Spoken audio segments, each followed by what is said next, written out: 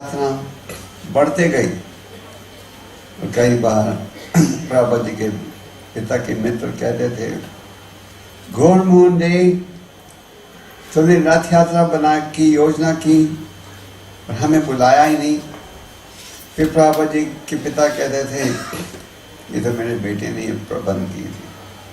बिल्कुल जिस प्रकार रथ सजाया जाता था जगन्नाथपुरी में, उसी प्रकार से प्रभुपाद जी ने रथ की सजावट की और आस्ते आस्ते ये रथ यात्रा कलकत्ता की प्रसिद्ध रथ यात्रा बन गई।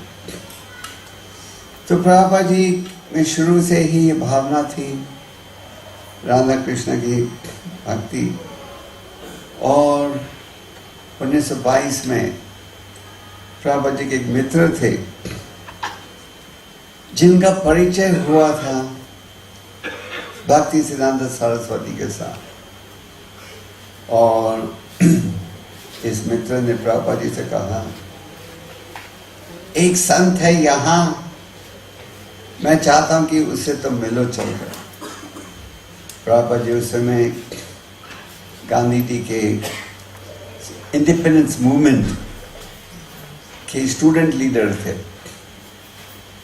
और जब इस मित्र ने कहा, एक खास संत है जिसे मैं चाहता हूं तुम मिलो, तो प्रभुपाद जी ने कहा, मैं तो बहुत संतों को मिल चुका हूं, मैं किसी से भी ज्यादा प्रभावित नहीं हुआ, तो मैं किसी को नहीं मिलना चाहता। पर इस मित्र ने कहा, नहीं, ये खास संत है। प्रभुपाद जी ने कहा, he literally dragged me to meet Bhakti Siddhanta ji। Prabhupada ji ने कहा कि लगभग जबरदस्ती ये मित्र प्रभुपाद को घसीट कर ले गए इस संत को मिलने के लिए।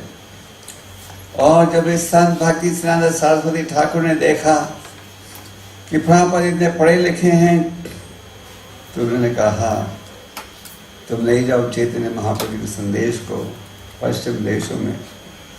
और प्रभुपाद जी ने कहा, कौन सुनेगा हमारे संदेश को?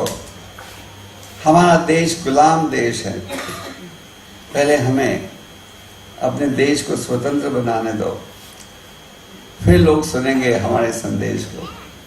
तो भक्ति सिद्धांत जी ने कहा कि असली स्वतंत्रता का अर्थ है जन्म मृत्यु के बंधन से छुटकारा प्राप्त करना।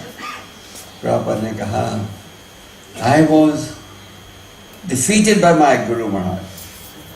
प्रभुपाद जी ने ये भी कहा था कि प्रभुपाद जी बड़े एक्टिव स्टूडेंट लीडर थे, कभी भी किसी ने उन्हें डिबेट में हराया नहीं था। ये पहली बार है कि किसी आर्ग्यूमेंट में he was defeated।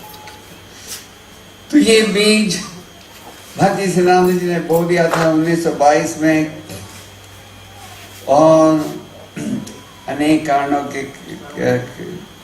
अनेक कारण थे जिनके कारण प्रभुपाद जी पूरे रूप से तुरंत ही भक्ति सिद्धांत जी के आदेश का पालन नहीं कर पाए। पर उन्होंने ग्रंथों का अनुवाद, ग्रंथों का प्रकाशन की योजना शुरू कर दी थी। और जब बॉम्बे में 1932 में भक्ति सिद्धांत जी ने अपने सन्यासी शिष्यों को भेजा था गौड़ीय मत की स्थापना करने के लिए, तो उन दिनों में प्रभुपाद जी का फार्मेसी का बिजनेस था।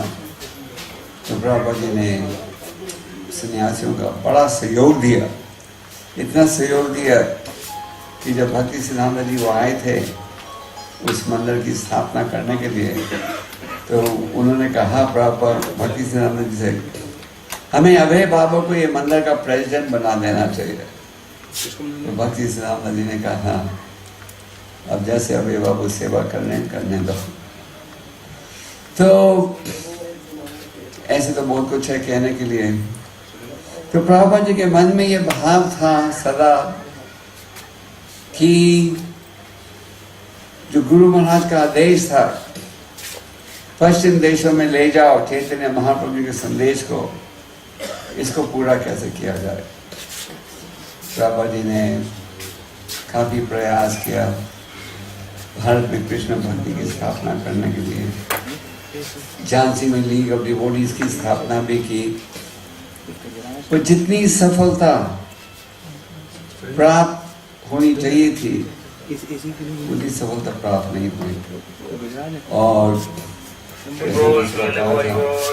इस साल 2009 में ये प्रभुपाद जी का 50th संन्यास एनिवर्सरी भी है, और चैतन्य महाप्रभु जी का 500 संन्यास एनिवर्सरी है। आज से 500 साल पूर्व चैतन्य महाप्रभु जी ने संन्यास लिया था, और मायापुर में उस इलाके में काफ़ी योजना है। और इसी साल 50 साल पूर्व प्रभुपाद जी ने भी संन्यास आश्रम लिया। तो प्रभुपाद जी के मन में ये विचार था कैसे चैतन्य महाप्रभु जी के संदेश को पूरा किया जाए। और जैसे मैंने सुबह कहा था, पर कई भक्त हैं अभी जो सुबह नहीं थे, प्रभुपाद जी ने बड़ी कठिनाई के साथ प्रथम स्कंद को छापा। प्रभुपाद जी राधा दामोदर मंदिर में निवास कर रहे थे, वहाँ अनुवाद करते थे, और ग्रंथों को छापने के लिए दिल्ली आते थे। वृंदावन से मथुरा, टांगे में, मथुरा से दिल्ली 3rd क्लास डब्बे में आते थे, और फिर दिल्ली में वहाँ से चिपीवाड़ा वगैरह जाते थे टांगे में या साइकिल रिक्शा में। और बड़ी कठिनाई से प्रभुपाद जी मिले एक हितेंद्र शर्मा को, जो कि उस समय के एक बड़े व्यापारी जयदयाल डालमिया के सेक्रेटरी थे। और प्रभुपाद जी ने डालमिया जी से कहा, मैंने भागवतम के प्रथम स्कंद को अनुवाद किया है, इसको प्रकाशित करने में सहयोग दीजिए। जयदयाल दयाल में धार्मिक विचार के थे। उन्होंने कहा, यस, मैं तुम्हारी मदद करूंगा, पर पहले तो ये मैन्युस्क्रिप्ट हनुमान प्रसाद पोदार को बताओ। हनुमान प्रसाद पोदार बड़े अच्छे सज्जन थे, जिन्होंने गीता प्रेस की स्थापना की। And if he says, then I'll print it. तो प्रभुपाद जी के पास उस समय टोटल रकम 133 रुपए था, और अपने ये कहा गया था कि गोरखपुर जाओ ये मैन्युस्क्रिप्ट को अप्रूव कराने के लिए।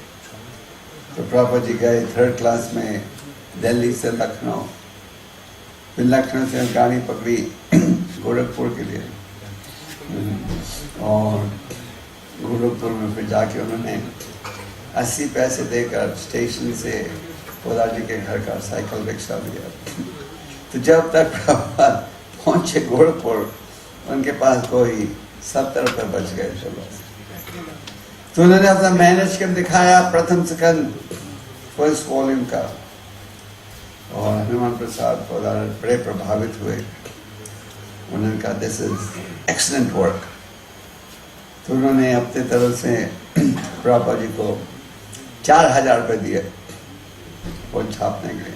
टोटल प्रभुपाद जी की आवश्यकता थी 7000 रुपये, और फिर बाकी रकम डालमिया खानदान ने दिया। तो फिर प्रभुपाद जी इस प्रकार 1st कैंटो पार्ट 1 छाप पाए, और इसी प्रकार फिर आगे लोगों से दिल्ली में प्रभुपाद जी ने बहुत समय काटा। तो क्या था, दिल्ली आते थे, यहाँ ग्रंथों को प्रकाशित किया, यहाँ बिजनेसमैन को मिलते थे, कागज खरीदते थे, किताबों को छापते थे, फिर वितरण भी करते थे। प्रभुपाद जी